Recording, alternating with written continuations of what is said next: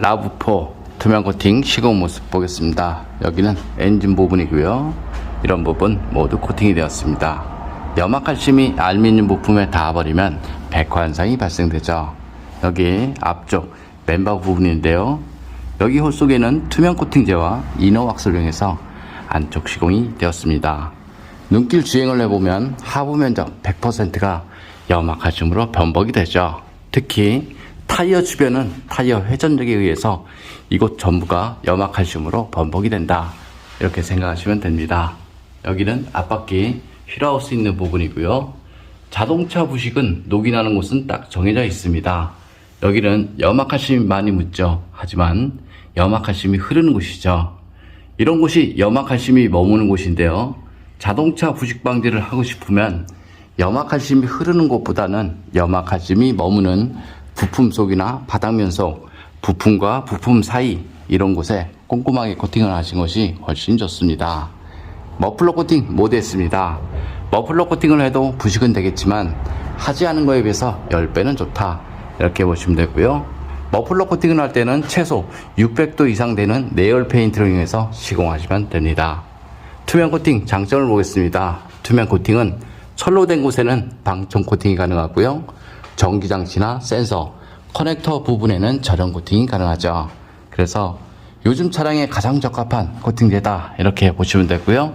코팅제가 건조가 되고 나면 이런 커넥터 잘 빠지니까요. 걱정 안 하셔도 됩니다. 뒤쪽을 보겠습니다. 뒤쪽도 마찬가지죠.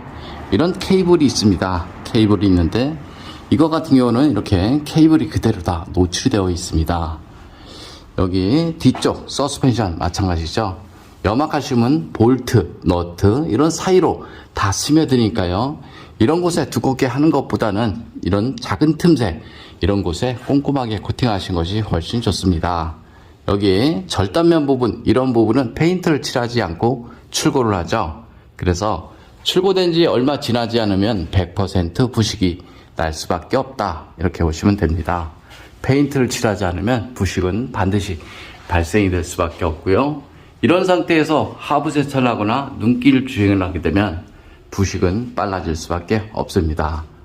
요즘 차 하부를 보면 이런 센서라든가 커넥터 이런 것들 많이 있죠. 방수가 되어 있어서 빗물은 별 문제가 없습니다. 하지만 고압 하부 세차를 하게 되면 여기 커넥터 안쪽으로 물이 유입이 돼서 정기적인 문제는 언제든지 발생이 될 수밖에 없다, 이렇게 보시면 되고요. 예전 차량은 엔진 쪽 물을 뿌려도 별 문제가 없었죠. 하지만 지금의 차량은 센서라든가 전기장치 이런 것들이 굉장히 많습니다. 그래서 물을 뿌리면 바로 정기적인 문제는 언제든지 발생이 될 수밖에 없다, 이렇게 보시면 되고요. 투명 코팅 장점을 보면요, 코팅제가 투명하기 때문에 속면에 녹이 나면 육안으로 보입니다. 그리고 볼트, 너트 코팅을 해도 잘 풀리고요.